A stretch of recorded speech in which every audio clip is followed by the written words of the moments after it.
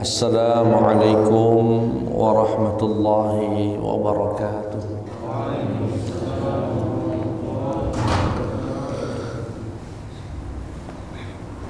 Alhamdulillahi rabbil alamin. Wa bihi nasta'inu ala umurid dunya waddin. Wassalatu wassalamu ala ashrafil anbiya'i wal mursalin wa ala alihi wa sahbihi ajma'in, amma ba'd. Jamaah hilir mengaji, terkhusus jamaah Masjid Nurul Islam yang dimuliakan Allah Subhanahu wa taala. Alhamdulillah, di malam hari yang agak dingin ini, tumben Palembang dingin, pada berjaket galau ya. Kita dikumpulkan Allah di majelis yang insyaallah diridhai oleh Allah Subhanahu wa taala. Amin Allahumma amin. Salawat beriring salam terlimpah curahkan kepada Nabiyyuna Muhammad sallallahu alaihi wasallam.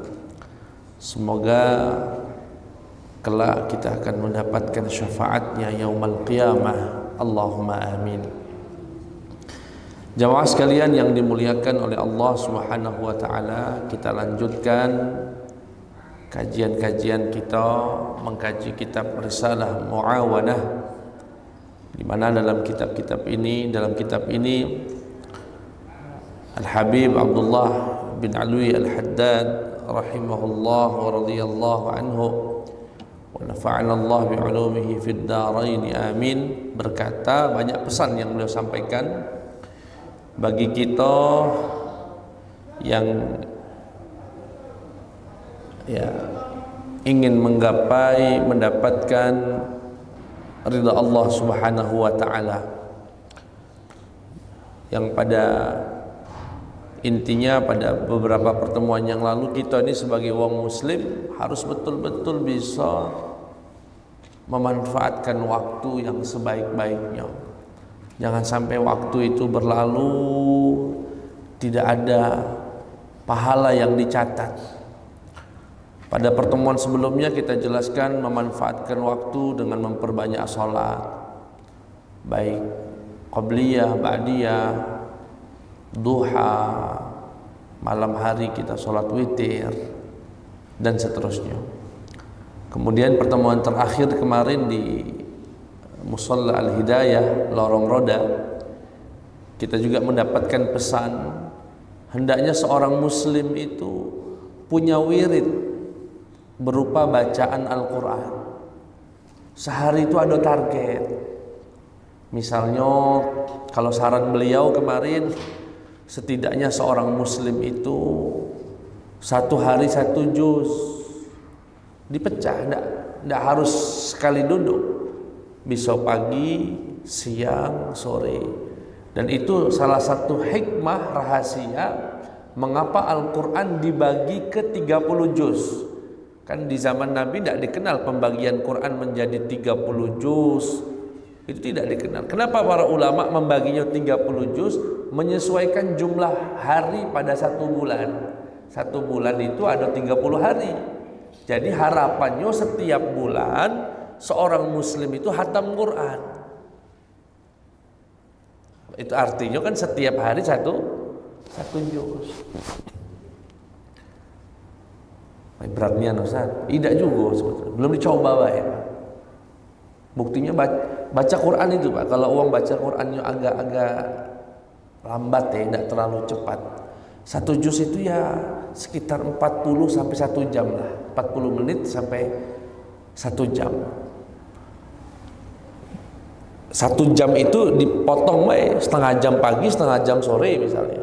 Atau setengah jam pagi, 15 menit siang, 15 menit, dikitnya 15 menit Pak, daripada ngelamun kita Pak, kalau dihitung baca 2 jam Pak. Ngelamun tidak jelas apa di akhir. Baca WhatsApp itu lebih banyak lagi, bisa berjam-jam. Ini sayang sekali kalau nggak dimanfaatkan. Jadi kalau bisa dalam satu hari itu bisa baca Quran 1 juz. Oke lah, sebagai satu latihan. Ya, sebagai satu latihan sebelum sampai pada titik tersebut. Ya, satu hari ini minimal jangan kurang 10 ayat dah dibaca. Terus tadarus 10 ayat, 10 ayat. Sampai pada waktunya nanti merasakan lezatnya baca Quran, rasanya kurang 10 ayat itu. Akan nambah dewa itu. Dari dorongan dalam dirinya itu akan nambah sendiri. Beda. Ya. Saya dulu pernah ngisi di daerah Gisting, Tanggamus, berkunjung ke seorang jamaah menjamu kami. Beliau bercerita sembari berkaca-kaca air matanya. Beliau bercerita, Ustaz, ada satu amalan ayah kami yang sampai hari ini kami belum bisa ngamalkan apa. Ayah itu satu minggu sekali hatam Quran. Ayah dia almarhum. Tahu dari mana? Anehnya itu tahunya tuh bukan dari diberitahu ayahnya saat hidup, diberitahunya lewat mimpi. Jadi dia mimpi ada api menyambar-nyambar gitu. Di dalam api itu atau di sekeliling api itu terlihat orang berpakaian rapi, jas, bersih, tidak kenal-kenal api itu. Dilihat rupanya ayahnya dewek. Dalam mimpi dia ini Pak cerita. Begitu loh Bapak katanya. Ditanyalah singkat cerita, kok Bapak tidak kena api padahal apinya begitu besar menyambar-nyambar? Kata sang bapak, nah ini berkahnya baca Quran. Bapak dulu masih hidup seminggu sekali hatam Quran. Nah tahu hatam Quran seminggu sekali itu justru lewat mimpi. Terbangunlah sang anak. Oh rupanya bapaknya itu sering sebelum zuhur datang ke masjid itu rupanya baca Quran, baliknya agak lama rupanya baca Quran. Anak itu tahu-tahu sekilas baik aktivitas wong tuanya. Ya. Walaupun mimpi itu tidak bisa jadi dasar, jadi dalil, setidaknya istiqnasan, yakni memberikan semacam isyarat wong tuanya itu banyak baca Quran. Nah kita sebagai wong muslim jangan sampai nggak pernah itu hatam Quran. Terus Pak, kita mulai dari 10 ayat saja dulu setiap hari. 10 ayat, 10 ayat, 10 ayat. Atau kalau di Quran itu ada ainnya, ada rubu'nya, bacalah per rubu' itu. Mahasiswa-mahasiswa nih. Ya. Jangan sampai enggak baca Quran dalam satu hari. Dipaksa dulu. Ya. Dengan jumlah yang tidak terlalu banyak. Nanti lama-lama ketika orang, dan ini menjadi doa kita Pak, sering kita membaca doa itu, warzuqna tilawatahu ana al-laili wa atrafan nahar waj'alhu lana hujjatan ya rabbal alamin. Apa maknanya itu Pak? Warzuqna tilawatahu, ya Allah anugerahkan kami, rezekikan kami tilawatahu, ini bisa tilawah Quran, baca Quran. Terus tadarus Al-Quran. Kapan? Ana al-lail, di pertengahan malam, di waktu-waktu malam. Kemudian wa atrafan nahar, di waktu-waktu siang. Kemudian di ujung doa itu waj'alhu lana hujjatan ya rabbal alamin. Ya Allah, jadikan Quran sebagai hujjatun lana. Apa itu hujjah lana? Sebagai pengacara, pembela kami. Jadi rupanya Al-Quran itu, Bapak Ibu, dua kemungkinan di akhirat. Bisa menjadi hujjatun lana atau menjadi hujjatun alaina. Hujjatun lana, lana itu kita. Atau kalau bahasa hadisnya hujjatun laka wa hujjatun alaika. Apa itu hujjatun lana, hujjatun laka? Menjadi pengacara, bela kita. Ya Allah, fulan ini dulu alangkah rajinnya baca kami. Dia sentuh kami dengan wudu. Dia cium kami. Dia letakkan kami di tempat yang tinggi. Dia khususkan waktu untuk kami. Quran akan meminta izin untuk berbicara sebagai pembela di akhirat nanti. Ya Allah, berikan syafaatku pada dia, angkat derajatnya. Itu kalau hujjatun lana. Tapi kalau Al-Quran menjadi hujjatun alaina, itu bukan sebagai pengacara yang membela, tapi menjadi jaksa penuntut. Quran itu di akhirat bisa jadi penuntut. Ia akan berkata kepada Allah, ya Rabb, fulan ini tidak pernah megang aku sama sekali. Tidak pernah baca aku. Diabaikannya aku. Berdebu aku di mejanya. Berdebu aku di lemarinya. Tidak pernah sentuh aku.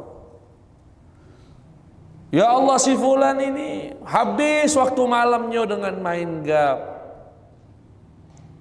Habis waktunya dengan melamun. Habis waktunya dengan yang sia-sia. Aku nggak pernah dipegangnya. Aku nggak pernah disentuhnya. Aku nggak pernah dipelajarinya. Aku diabaikan, ya Allah. Quran nuntut hari itu. Na'udzubillah min dzalik. Makanya doanya yang dibuat ulama itu, waj'alhu lana hujjatan ya rabbal alamin. Ya Allah, jadikan Quran sebagai pengacara kami, yang bela kami kagak di akhirat. Jangan sebagai jaksa penuntut. Nah, itu yang kita pelajari kemarin di lorong roda. Seorang muslim hendaknya punya wirid Quran. Pagi-pagi setelah sholat, setelah berzikir, sebelum aktivitas apa-apa, yang dagang sebelum dagang, yang ke kantor sebelum ke kantor, mungkin yang mau mancing sebelum mancing, baca Quran dulu. Dapat 1 lembar, dapat 2 lembar. Awali hari kita dengan membaca Al-Quranul Karim. Nanti lama-lama dia akan merasakan nikmatnya baca Quran. Akan nambah. Insya Allah. Dan sangat disayangkan memang Quran ini adalah satu ibadah yang paling, atau bukan paling ya, di antara ibadah yang sering dilalaikan. Orang ada yang seumur hidupnya cuma baca Yasin, nggak ada yang lain. Quran yang lain nggak pernah dibaca. Hatam seumur hidupnya nggak pernah. Ngaku muslim, ngaku umatnya Nabi Muhammad Sallallahu Alaihi Wasallam. Lalai hidupnya, nongkrong pinggir jalan, ngelamun, ngobrol yang nggak jelas, berjam-jam nonton bola. Sejam setengah, 2 jam setengah, sampai siap sewa tempat. Lalai, sia-sia waktunya. Tahu-tahu sudah tua. Alhamdulillah ada yang sadar di umur tuanya, ada yang nggak sadar. Sudah umur 60, 70 masih juga belum. Ada. Na'udzubillah min dzalik.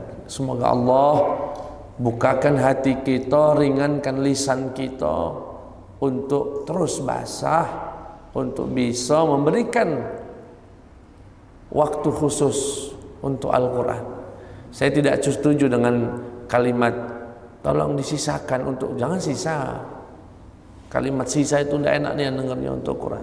Khususkan, bukan sisakan, khususkan, istimewakan. Ini waktu saya nggak bisa diganggu gugat untuk Quran.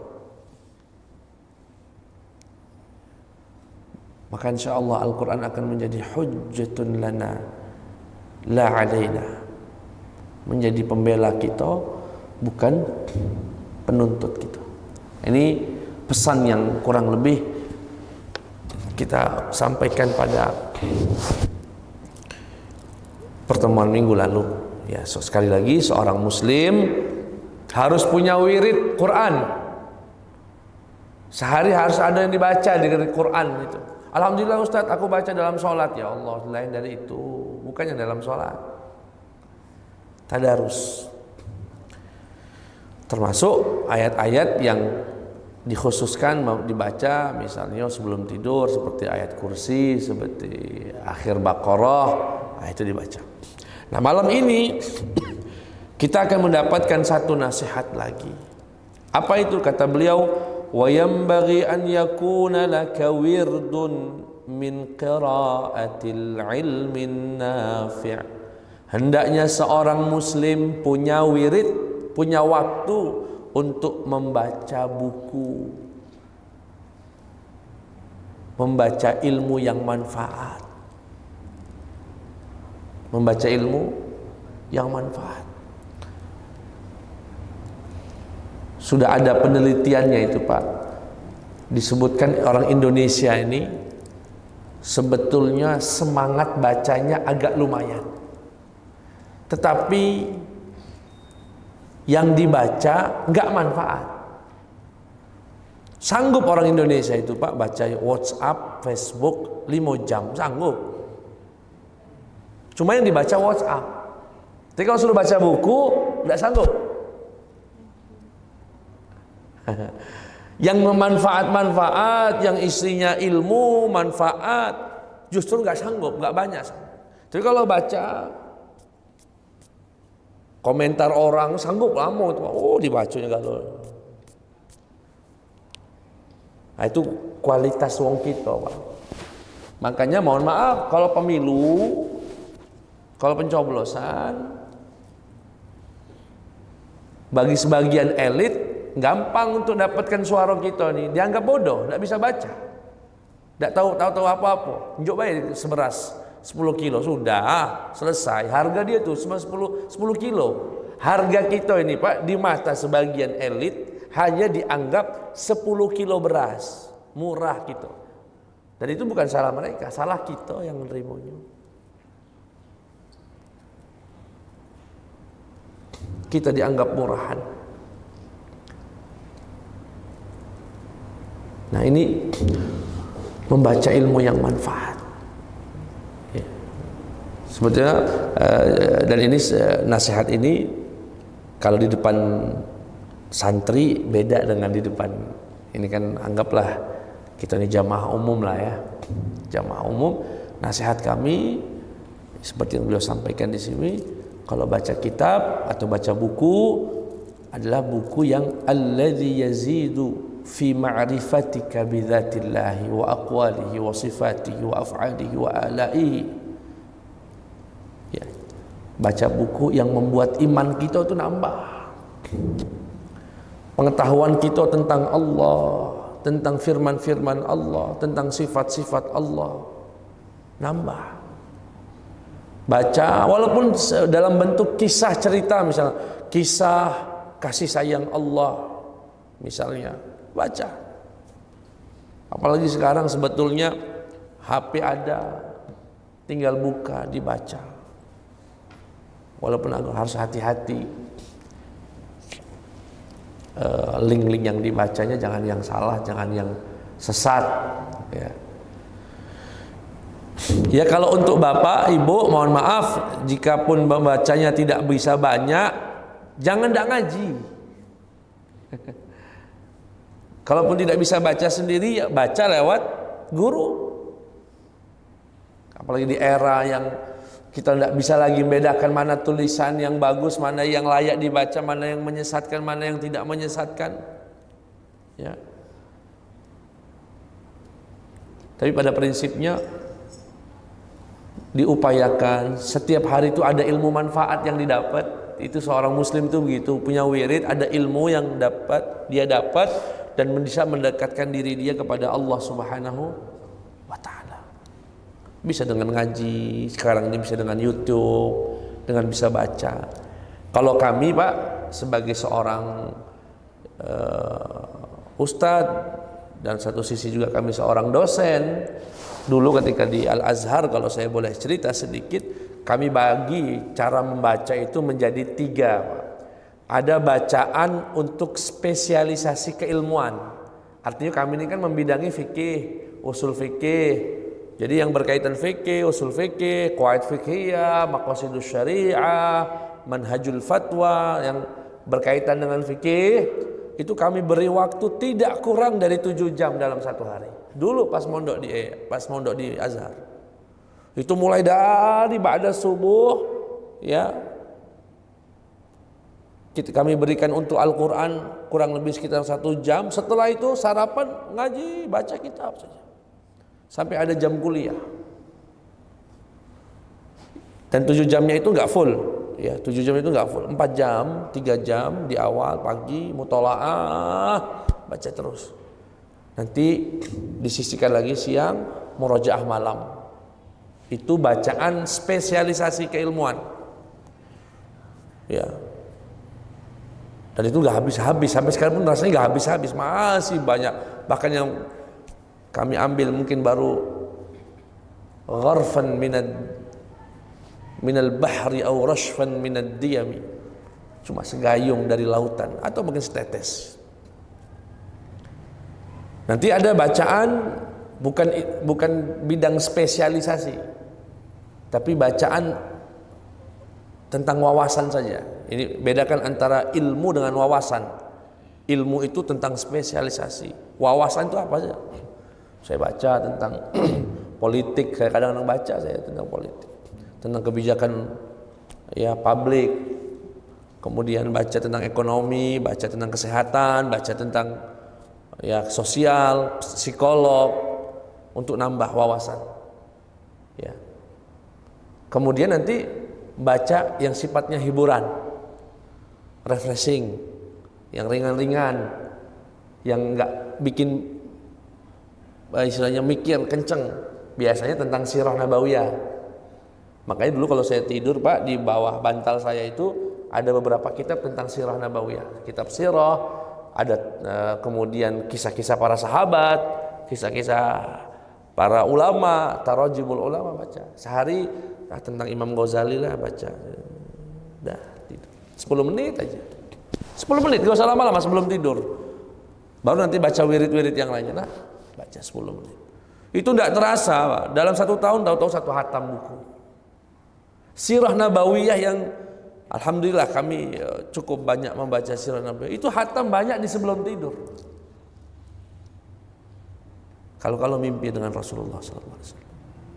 Nah, itu dulu pembagiannya begitu. Terus hampir 10 tahun itu berjalan di Mesir. Ya kalau untuk wong kita ini jadilah untuk yang ini ngaji-ngaji minimal, hadir di majelis-majelis semacam ini Pak. Siapapun gurunya di Palembang ini alhamdulillah beruntung sekali Pak kita ini hidup di Palembang ini Pak. Majelis berlimpah, para habaib, para asatidz, para kiai buka majelis di mana-mana. Pilih, hadiri, istiqomahi. Kira-kira menambah iman kita, nambah ilmu kita, istiqomah, jalan, bismillah. Jangan. Kalau enggak gitu, derajat kita, ya. Bahkan membaca ini adalah ibadah pertama yang turun dari wahyunya Allah Subhanahu wa taala kepada Nabi Muhammad. Iqra. Itu ibadah itu. Bismi rabbik. Disebut ibadah karena bacanya pakai nama Allah Subhanahu. Bahkan 5 ayat yang pertama kali turun 2 kali iqra'nya.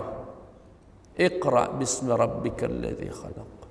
Khalaqal insana min 'alaq. Iqra lagi. Wa rabbukal akram. Alladzi 'allama bil qalam. 'Allamal insana ma lam. Baca buku alladzi ta'rifu bihi ma amaraka bihi min ta'atihi wa nahaka anhu min ma'siyatihi wa baca buku yang tata cara sholat ya. Biasanya kalau kita dulu yang pernah nyebrang ke jauh naik kapal laut, biasanya ada buku tata cara lengkap tuntunan sholat, warnanya agak abu-abu ungu ya. Nah, baca. Oh, itu rukunnya. Tapi Ustadz, buku itu katanya tidak ada dalilnya. Abaikan orang yang ngomong itu, tidak ngerti. Ya, itu buku insya Allah Pak yang tuntunan apa judulnya? Tuntunan lengkap. Ya, tata cara sholat. Insya Allah itu ada dasarnya semua. Kenapa nggak disebut dalilnya di situ? Bukan untuk dibaca di kapal laut, dia tuh. Bukan dibaca di bus. Untuk dibaca uang biasa di pinggir jalan, dia nak nyar sholat itu cuman. Kalau nak ngaji nian, tahu dalilnya ngaji di majelis.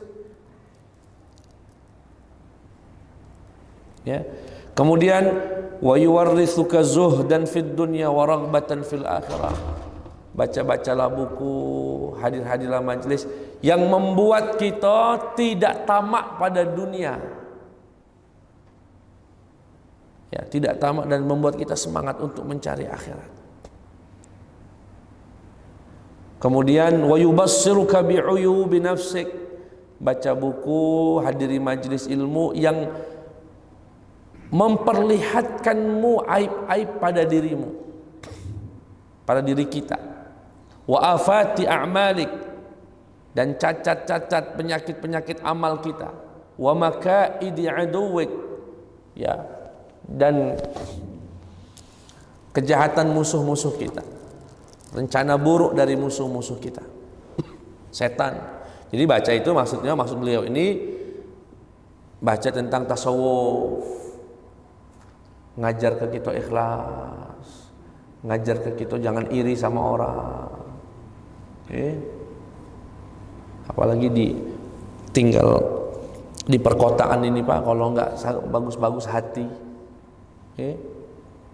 iri sama tetangganya yang suka, itu kan penyakit. Harus ada yang ngasih tahu, cak itu rupanya iri itu, oh cak itu dendam, oh cak itu. Diungkap semua penyakit-penyakit hati tadi.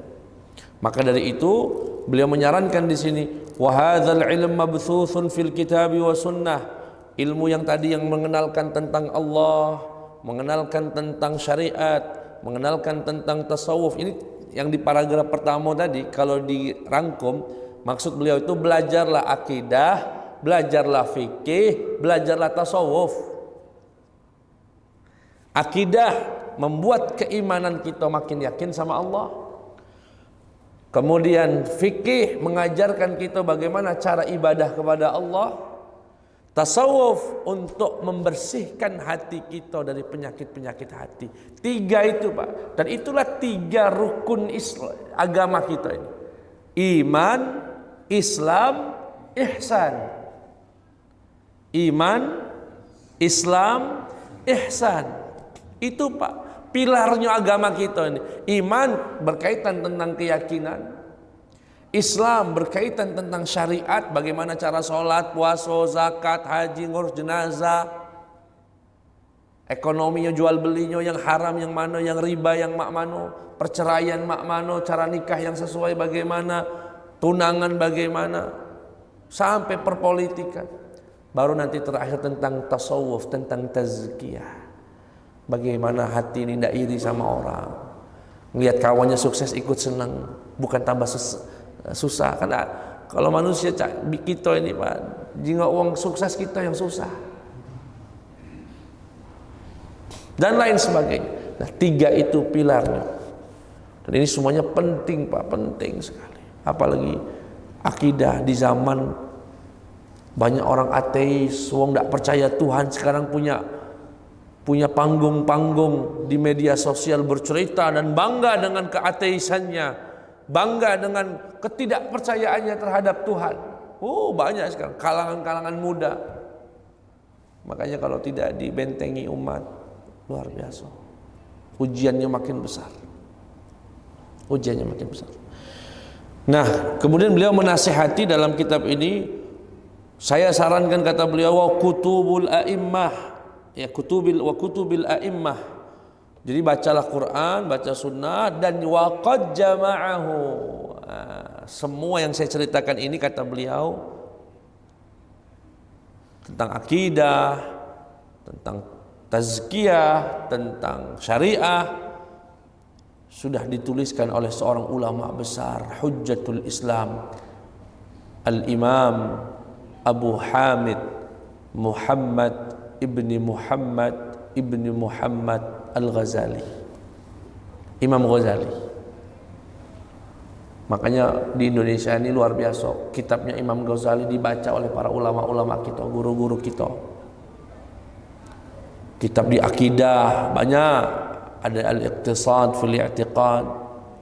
Kitab di tasawuf masyhur, Ihya Ulumuddin, kitab Ihya Ulumuddin.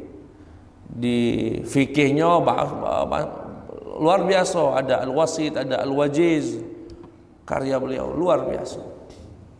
Ya. Jangan sampai tidak baca kitabnya Imam Ghazali. Tidak sanggup baca kitab Imam Ghazali karena berbahasa Arab, galau ngaji.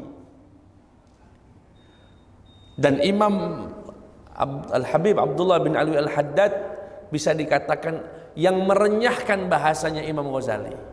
Jadi ilmu-ilmunya Imam Ghazali itu seakan sudah dikuasai oleh Al-Habib Abdullah bin Alwi Al-Haddad, pengarang kitab kita ini, kemudian disampaikan dengan bahasa yang lebih ringan lagi. Makanya kalau ngaji kitab-kitabnya beliau, Habib Abdullah, ini kitab yang kita baca ini seakan sudah membaca intisari-intisari dari Ihya Ulumuddin, dari karya-karya Imam Ghazali. Ya, upayakan bisa baca kitab-kitab beliau. Kenapa? Beliau sebutkan waqad jama'ahu al-Imam al-Ghazali fi kutubihi al-'azimati al-qadri al-kabirati al-khatari 'inda man lahu basiratun fid dini wa rusukun fil ilmi wa kamalun fil yaqin. Oh, ini juga teguran dari beliau.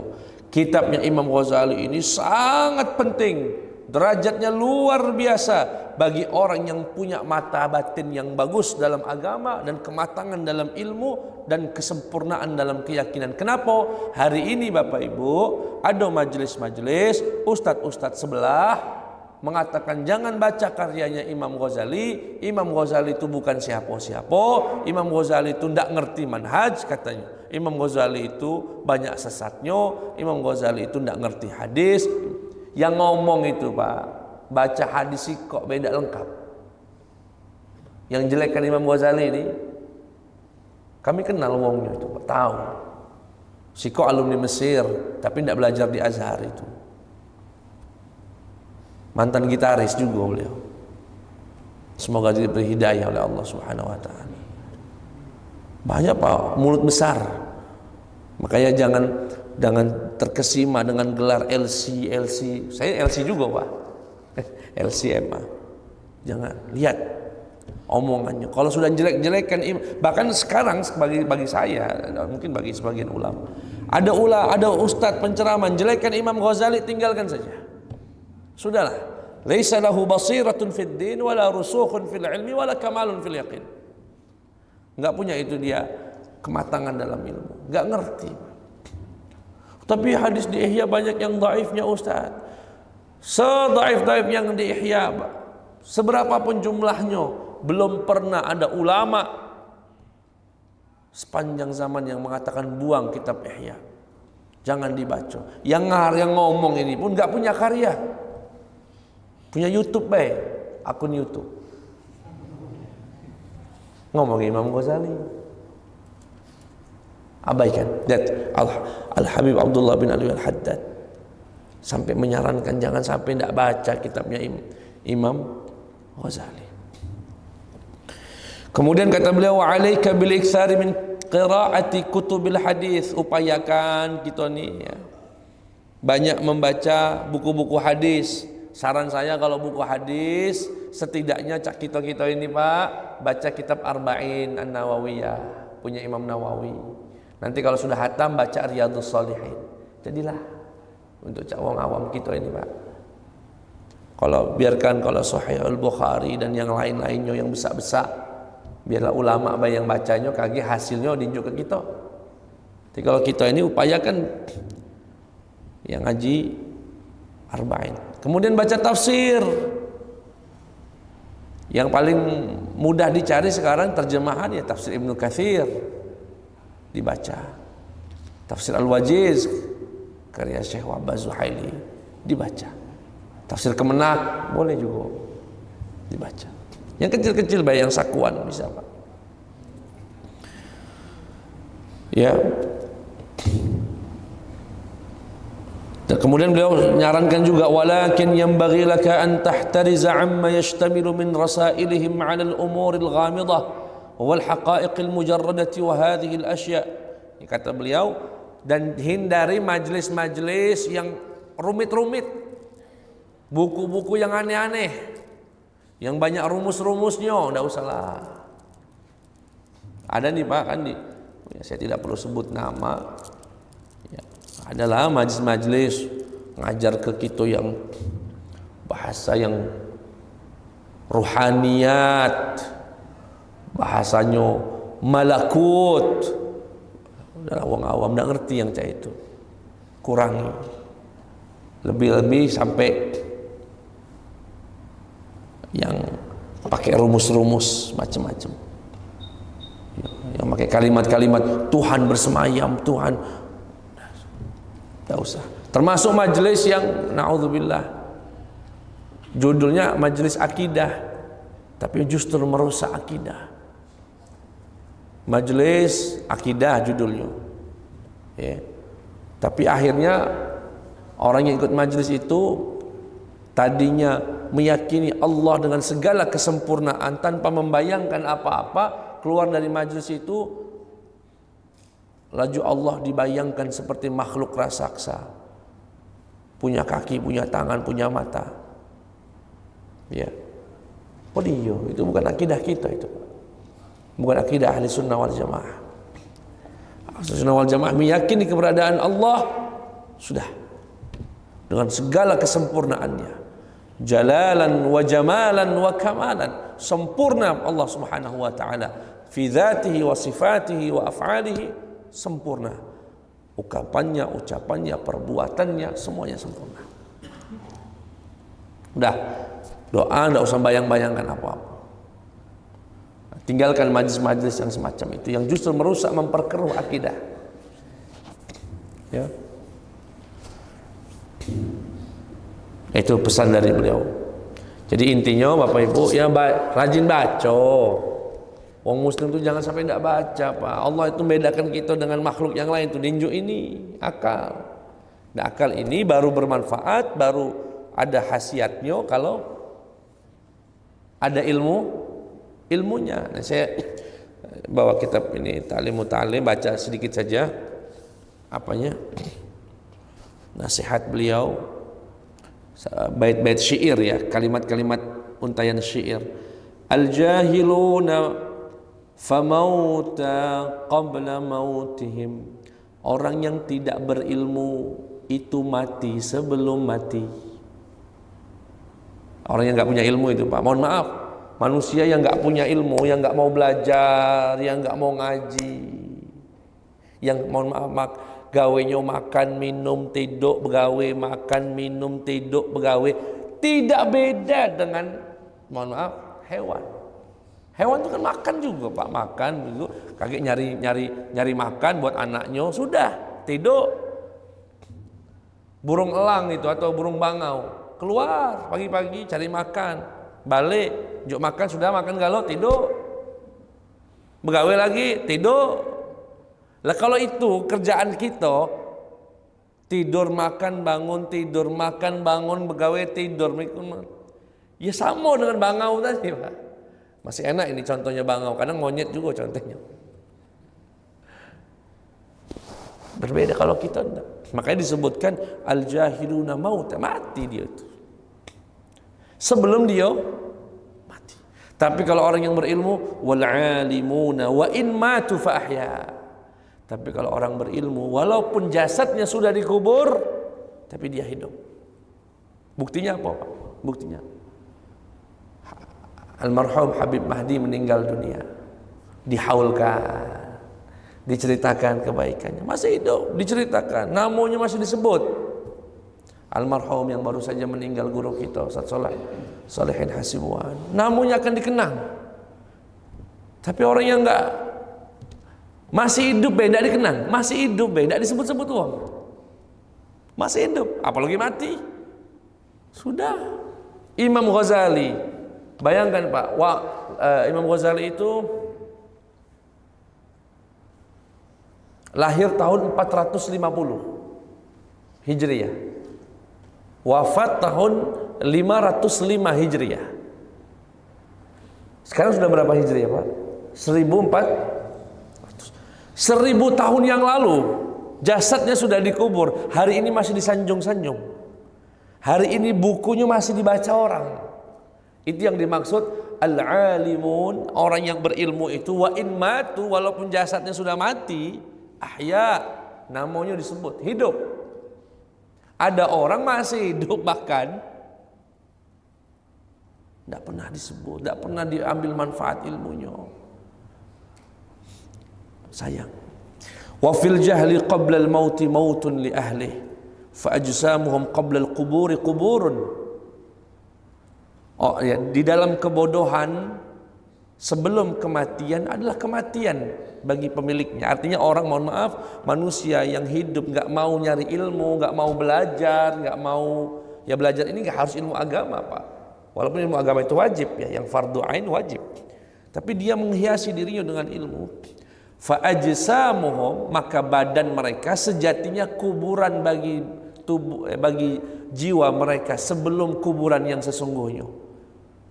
Jadi jasad orang yang tidak berilmu itu sejatinya kuburan bagi rohnya, nggak ada manfaatnya. Yang berikutnya, saya satu lagi nasihat. Ini kalau yang ngaji di mana pondok Lahatam kitab ini, akhul ilmi hayyun, orang yang punya ilmu itu hidup, khalidun ba'da mautih, kekal setelah dia mati. Wa awsaluhu tahta turabi ramimu, meski tulang belulangnya sudah hancur di bawah tanah. Itu kalau orang yang berilmu. Wa dzul jahli, sedangkan orang bodoh, maitun, sudah meninggal. Wa huwa yamshi 'ala thara, meski tubuhnya berjalan di atas bumi. Yudhannu minal ahya, dianggap orang dia hidup, wa huwa adim, padahal dia tak ada. Keberadaannya tidak bermanfaat. Na'udzubillahi min dzalik. Ada enggak yang begitu bapaknya? Maka dari itu, terutama yang muda-muda, terus cari ilmu, belajar. Jangan tinggalkan. Antum, ustadz termasuk, kita dikumpulkan di majlis ilmu. Hari ini dapat ilmu, oh rupanya Quran dibagi 30 juz itu menyesuaikan jumlah hari dalam 1 bulan. Baru tahu aku, ustadz, ilmu. Selama ini tahu baik, rupanya baru tahu aku. Dapat ilmu lagi misalnya dari siapa? Al-Habib Abdullah bin Al-Haddad, seorang muslim tuh hendaknya punya wirid, baca buku. Baca buku. Kalau bisa pembagian bukunya itu 3, Pak. Tentang akidah, tentang syariah, tentang tazkiyah atau tasawuf. Ya. Yakinnya dikuatkan, syariahnya diamalkan, tazkiyahnya dibersihkan. Lengkaplah itu. Ya. Dan kajian kita malam ini bagian yang mana, Ustaz? Ada perpaduan antara ketiganya. Ada unsur akidahnya, ada unsur syariahnya, ada unsur tazkiyahnya. diistiqomahkan. Wallahi, khususnya buat yang muda-muda, buat antum-antum, mohon maaf mungkin kalau di era-era Pak Is, di era-era bapak-bapak yang sudah 60-an, di zaman beliau ini susah nak nyari guru, susah nak nyari majelis-majelis macam ini. Antum udah ada YouTube, ada Instagram, ada majelis. Mohon maaf, ustadznya pun sudah berlimpah sekarang. Yang alumni Mesir di Palembang ini mungkin ratusan. Sekarang itu cari ilmu sudah mudah. Motor ada. Ya, Ustaz dengar dulu Buya Nawawi Denci itu sampai jalan kaki nyebrang jalan demi nyari ilmu. Di era-era beliau-beliau ini wallahu alam ngaji kita ini masya Allah di mana-mana majelis, di mana-mana tinggal kita datangi, kita hadiri, gurunya ada, ya, insya Allah gurunya ada, majelisnya ada, pengurusnya juga semangat, lengkap. Ya, cuma memang biasanya ujiannya agak lebih berat. Ada kaidah. Ini belajar nih sama Ustaz nih, kaidah fikih. Al-amru idza daqat tasa' wa idza tasa'a daqa. Perkara itu biasanya Pak, ketika makin susah, posisinya makin sempit, justru orang itu makin bagus, makin semangat. Dulu untuk melahirkan, untuk belajar itu susah Pak, tapi melahirkan Buya Nawawi Denci, Kiai Rashid Shiddiq, Kiai Zain Sukri, besar-besar, padahal fasilitasnya sangat susah. Saat itu nggak ada YouTube, mau beli buku saja susah sekali. Jembatan Bait baru satu, paling baru musisi kok Ampera itulah. Sekarang musim 6 lah, ada musim 4. Itu kan untuk mempermudah hadir majelis. Bangun itu untuk majelis betul. Alangkah hebatnya bangun itu untuk majelis. Ya, ketika fasilitasnya susah, justru banyak kader-kader yang jadi. Tapi begitu fasilitasnya mudah, motor ada, jembatan ada, YouTube ada, buku ada, semuanya mudah. Tapi justru orang terlalaikan, waktunya habis sia-sia. Ini praktek kaidah fikih dalam kehidupan sehari-hari. Al-amru idza tasa'a daqa wa idza daqat tasa'a.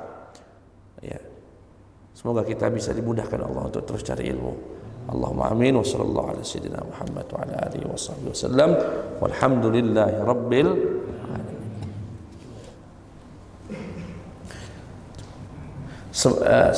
Sedikit tambahan sebagai prakteknya Pak, kalau ada rezeki sekarang, ya ada rezeki teman-teman ini, usahakan satu bulan tuh ada buku yang dibeli. Bapak-bapak misalnya ada rezeki 250.000, 300.000, nganggur nih, belilah tafsir Ibnu Katsir dibaca. Kalau yang masih thalibatul ilm ini, ya yang santri-santri ini sebulan, ya jangan beli jaket terus, kedinginan dekat jaket galau. Cukuplah sandal tuh, cukuplah 2-3. Ya ilham ya. Yo, baju itu juga lah. Beli buku, beli kitab. Ada usah di HP galau misalnya. Ya. Itu saja. Dibeli buku tafsirnya, maka jili sambil nunggu dagangannya baca tafsir. Tidak bisa baca tafsir, lihat YouTube kami, jadilah haji. Insya Allah. Assalamualaikum warahmatullahi wabarakatuh.